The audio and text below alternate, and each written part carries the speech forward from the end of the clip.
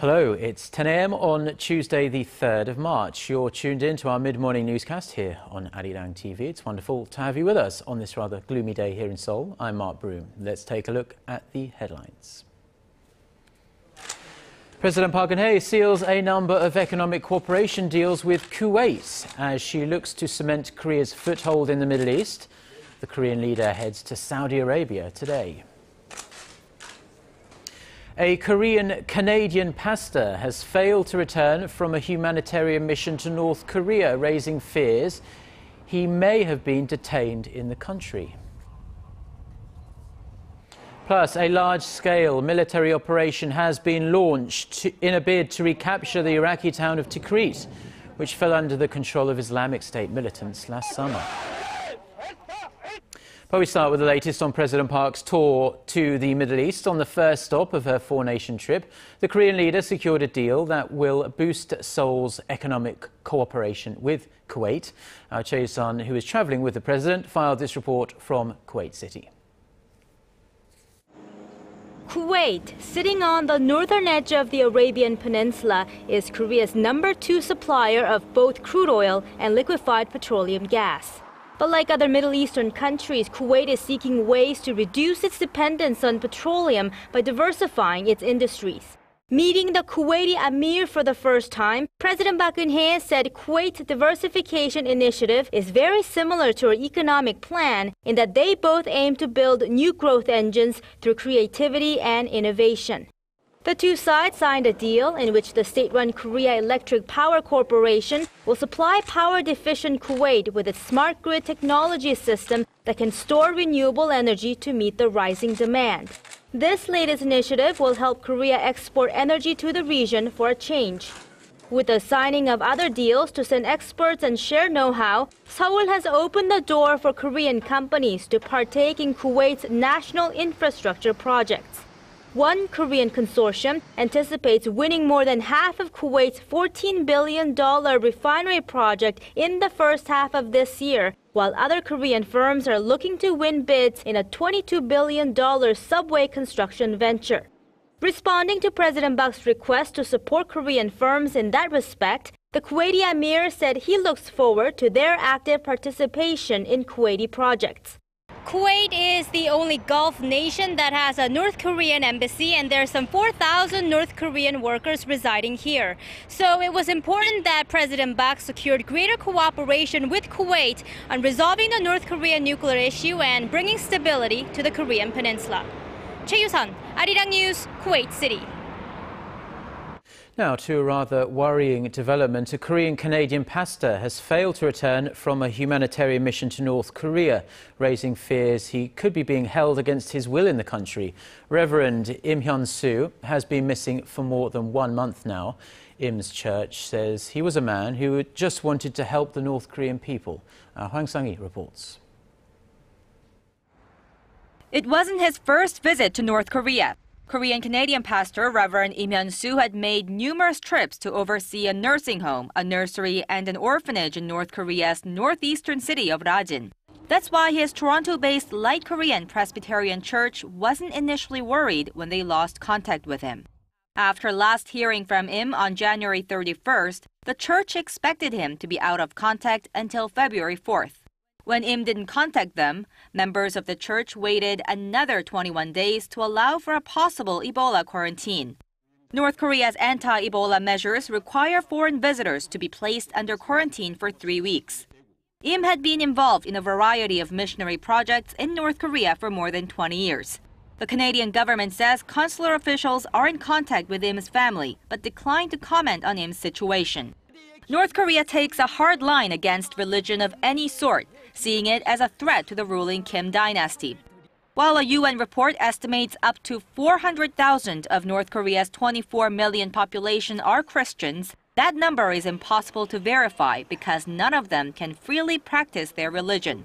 In 2007, a Korean-Canadian pastor was detained by North Korean authorities for worshipping in public. Hwang Sang-hee, ARIRANG News. Now, U.S. Secretary of State John Kerry has slammed North Korea for its human rights abuses, saying tens of thousands of people are living as virtual slaves. In his keynote speech at the 28th UN Human Rights Council in Geneva on Monday local time, Kerry said there is no freedom of expression in the North since Kim Jong-un executes anyone who disagrees with him. He added that for decades the North Korean government has subjugated its citizens by starving them and torturing them, during which time hundreds of thousands of North Koreans have died. Kerry said the report published by the Commission of Inquiry on North Korea's human rights record last year led to a clear condemnation of what is happening inside that country.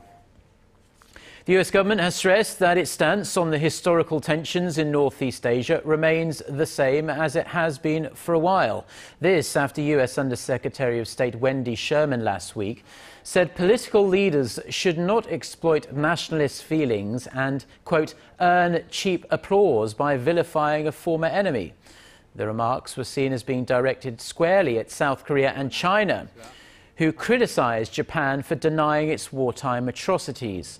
The State Department said on Monday that Sherman's comments were not directed at any particular leader and they don't signal a change in US policy. Meanwhile, South Korea's first Vice Foreign Minister, Jo Tae-yong, told lawmakers here in Seoul that the government was taking Sherman's comments very seriously.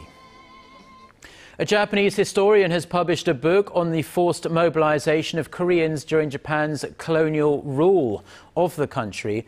Author Yasuto Takeuchi told Yonhap News that his book is meant to coincide with the 50th anniversary of the normalization of ties between Korea and Japan, and said that he hopes it will help restore the dignity of those who suffered so terribly. His book contains the personal information of over 10,000 Koreans who were subject to forced mobilization from 1939 to 1945. The author estimates that up to 1/3 of the Koreans that were mobilized died because of hard labor or military service.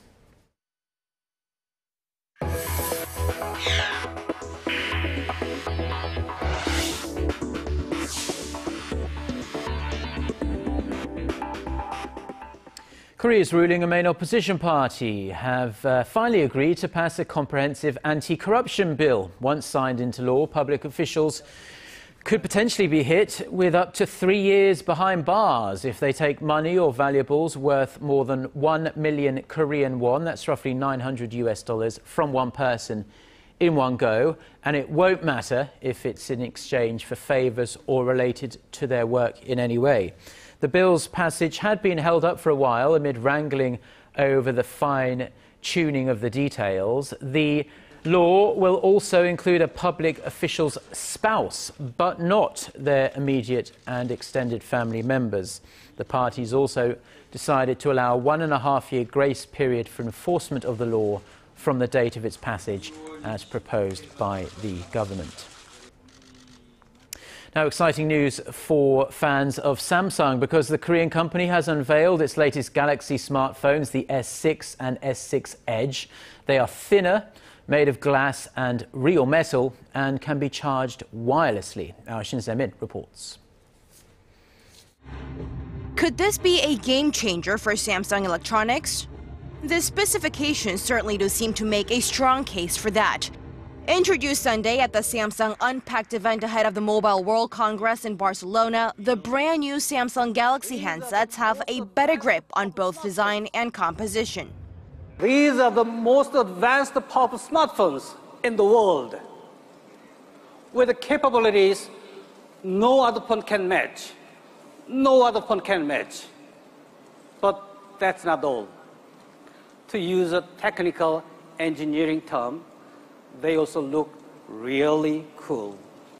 The Galaxy S6 and S6 Edge, which comes with the curved display, sport a dazzling glass and lightweight metal architecture. Both have a faster processor, a better camera, and most importantly, a fast-charging battery. Samsung ditched a replaceable battery from the S5 and added a wireless feature. We're the first brand ever to introduce wireless charging that's built in. It's also much faster. The new Galaxy phones only need a 10-minute charge to offer 4 hours of battery life. Totaling it up, Samsung says it'll take the S6 roughly half the time to charge as the iPhone 6. The phones are also loaded with a mobile payment system called Samsung Pay. Like its Apple counterpart, Samsung Pay uses NFC technology. But unlike Apple, it also has magnetic secure transmission technology developed by Lupe, which allows users to make mobile payments at most places where plastic cards are already accepted. With the flashy new handset duo, the company is hoping to lift its flagging sales and climb back to the top of the global smartphone market after having lost out to Apple last year. Shin Se-min, ARIRANG News. Korea has posted a current account surplus every month for almost 3 years now. The Bank of Korea says January's surplus amounted to some $7 billion. Although this is $80 million short of the previous month, Korea is on path to break its record of the longest surplus streak, which was set all the way back in the mid-1980s. However, it's not all good news because recent surpluses have had a lot to do with a bigger drop in imports rather than a rise in exports. In January, imports plunged almost 17% on the back of falling global oil prices. Now, whether you're a fan of the idea or not, implantable ID chips in humans are no longer stuff of science fiction movies, at least not for those working at an office complex in Sweden. Now, the manufacturers of these chips are trying to assure us that these devices do no harm to the body, but there are still very obvious concerns about privacy and security. Our Kim Min-ji has the details. Forget your keys or leave your company ID card at home? That's no longer a problem for workers at Epicenter, a high-tech office complex in Sweden, as workers can now access things with just a wave of their hand. Their key is a 12mm radio frequency identification chip implant. It felt pretty scary, but at the same time it felt very modern, very 2015. Employees with the chip implant can get into the office and unlock the photocopier. They can also exchange business cards with people they meet by swiping a hand over their smartphone. Although the chip's functions are limited at this stage, the CEO of the complex expects much more. Payments is, I think, one area. I think also for healthcare reasons, that you can sort of communicate with your doctor and you can get data on what you eat and sort of what your physical status is. The chip implant is optional for workers in the office complex. The manufacturer says it poses no harm to the human body and will not set off metal detectors and is also safe during MRI scans. But while it may seem innovative and tech-savvy, some have voiced concerns that it could be an invasion of privacy and pose a threat to a person's security. Kim Min-ji, ARIRANG News. Now, feeling angry from time to time is a perfectly natural state for a human being, but flying into an uncontrollable rage can be a sign of a bigger underlying problem. People who fall into this state on a regular basis are often diagnosed with a personality or a behavioral disorder. As you'd imagine, young men are the most prone to these conditions, but there are a number of ways to channel this rather negative energy in a more positive way. Gwon-swa has more. A man recently drove his car into his girlfriend for breaking up with him. And another became violent in the middle of a highway tunnel after another driver did not give way to him. These are just a couple of cases that show individuals failing to control their anger. The intense rush of uncontrollable rage is normally linked to some kind of personality or behavioral disorder. A recent study revealed that out of 13,000 people who were treated for such disorders last year, 2/3 were under 30 years old. What's especially interesting is that although the overall number of patients hasn't changed much in recent years, the proportion of men in their 20s jumped 13% over the past 5 years. This might be due to young patients feeling they were not rewarded enough for their efforts during their teens, and the anger and frustration builds up. They can feel no regrets about their bursts of anger as they feel they have the right to be angry. Personality or behavioral disorders are not only characterized by angry outbursts. People with interpersonal problems and those who refuse to believe they have done anything wrong in certain situations may also have a disorder. Doctors say that finding a healthy and undisruptive way to release built-up anger and stress is key to alleviating such disorders. Taking the anger out on other people actually increases the frustration and can sometimes lead to bigger, even legal problems. Experts say the best approach is to focus on relatively strenuous activities like hiking or running, or having a hobby that you have to focus all your attention on. Kwon So-ah, ARIRANG News.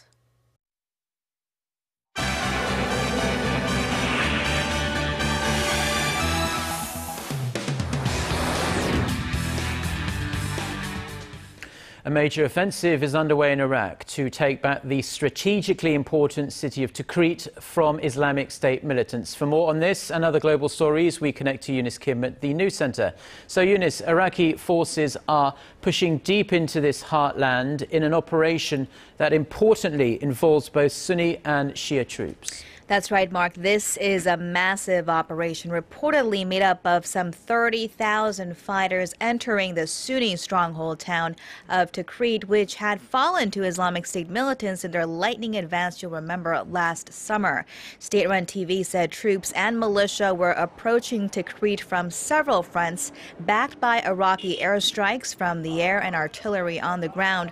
Reports say Iraqi forces have seized at least 2 districts near Tikrit and that they had suffered casualties. Iraqi Prime Minister Haider al-Abadi had announced the offensive late Sunday local time and also offered pardon to Sunni tribal fighters who had sided with the IS group prior to the launch of this operation. Capturing Tikrit, the hometown of Saddam Hussein, is viewed as crucial in any future plans to take Mosul, Iraq's second largest city, also under IS control, which U.S. military officials had said could happen as early as April. Yes, they've already announced that that's what they plan to do. And going back to Tikrit, it's quite notable in this effort that it's being supported by Iran, which has surprised some, while the US-led coalition, which has been pounding US targets in the region, is not at least overtly involved. Right, IS targets, and it appears that coalition is taking a backseat on this operation, as U.S. officials say Iran is supplying fighters as well as artillery and aerial drones. Iranian media, including the Fars news agency, are reporting that a key Iranian general, Qasem Soleimani, is in the region to, quote, review and advise the operation. A Pentagon spokesman also told reporters that there is no coalition air cover because there has been no request from Baghdad.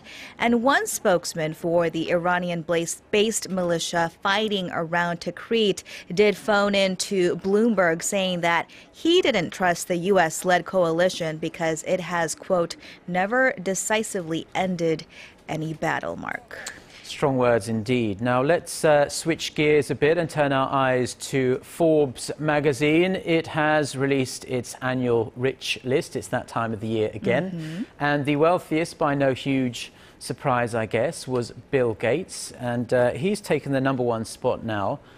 16 times in the last 21 years. Amazing. But I understand the billionaires list also marked some new records. Yeah, that's right. This year's list marked a record for the largest number of billionaires at 1,826. Mark, is your name in there as well? That is 181 more than last year. And there were also a record number of women represented on the list, as well as newcomers. Among those newcomers is NBA star Michael Jordan. He came in at number 1,741. Much of his riches, of course, coming from his partnership with sports brand Nike, but also valuable for Jordan was the NBA franchise, the Charlotte Hornets. It shot up in value last year, now worth more than $500 million. Now, other newcomers joining Jordan hailed from Silicon Valley, including 3 from Uber, 3 from Airbnb, and 2 from Snapchat. China was the country with the largest class of new billionaires, adding 71 to its list, followed by the U.S., India, and Germany. Meanwhile, Korea's Lee Geun-hye, chairman of Samsung Group, came in at number 110, which is down 8 slots from last year. Well, Eunice, I must clearly state that I'm definitely not part of the billionaires list. But we often hear about the richest 1%, but those people clearly are the 0.01%, truly eye-watering amounts of money. Well, thank you very much, Eunice, and we'll see you back at noon. See you then.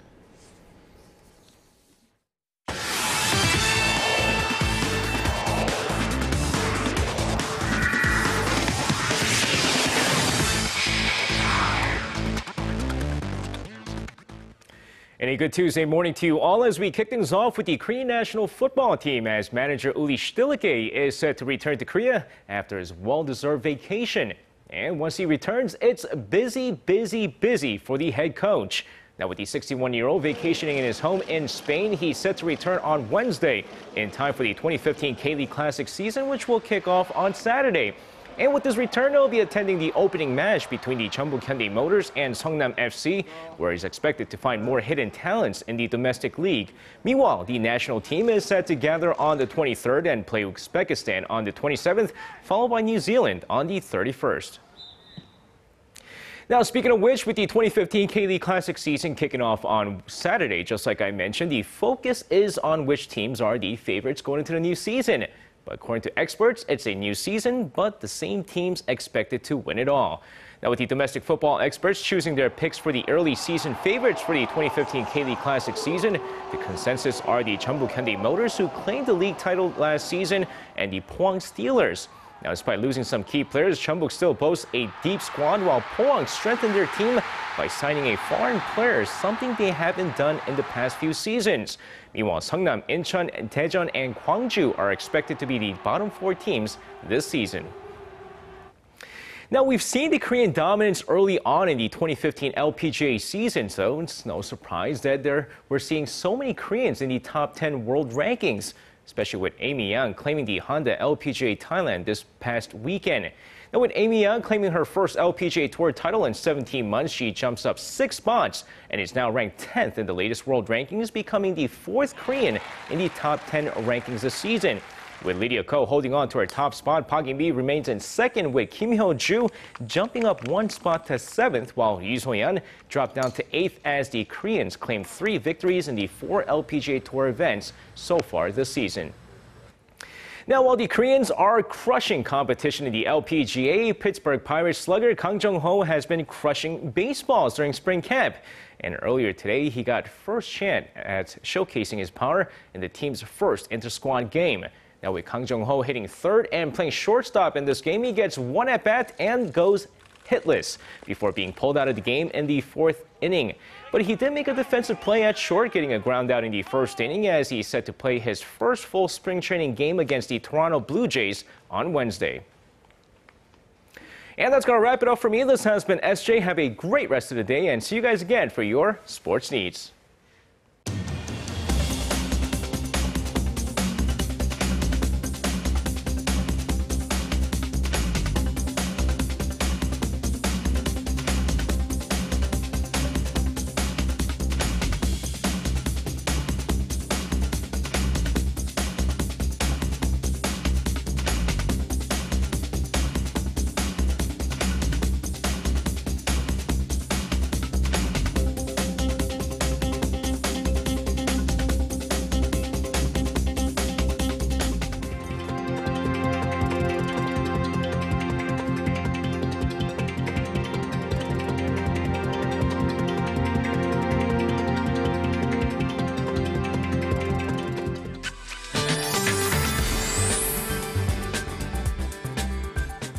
Well, it snowed heavily from 6 a.m. to 8 a.m. this morning here in Seoul, but it stopped about an hour ago. But it could start to rain again in any minutes as the rain is forecasted till late in the evening. As we can see, rain clouds have expanded to most parts of the peninsula, and right now it's raining down in the southern provinces. But overall, the precipitation will be less than 5 millimeters for most parts, but it could be a snowy day for Gangwon-do provinces. With that in mind, let's take a closer look at the readings for today. So the daytime high here in the capital will rise to 6, while Gwangju and Busan will top out at 9 this afternoon. And as for the other regions, Jeju Island and Daejeon should see a high of 12 and 9, and Dokdo peaks at 7.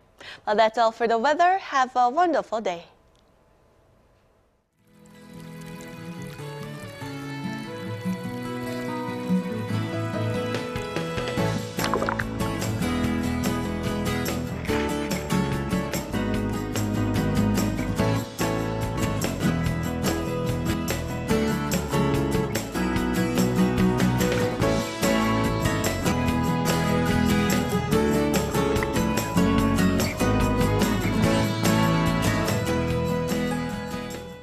Well, that's all we have for now. Plenty more stories are online, and I'll be back with Oh Jin-ju at noon Korea time with our next newscast. Have a great day. Goodbye.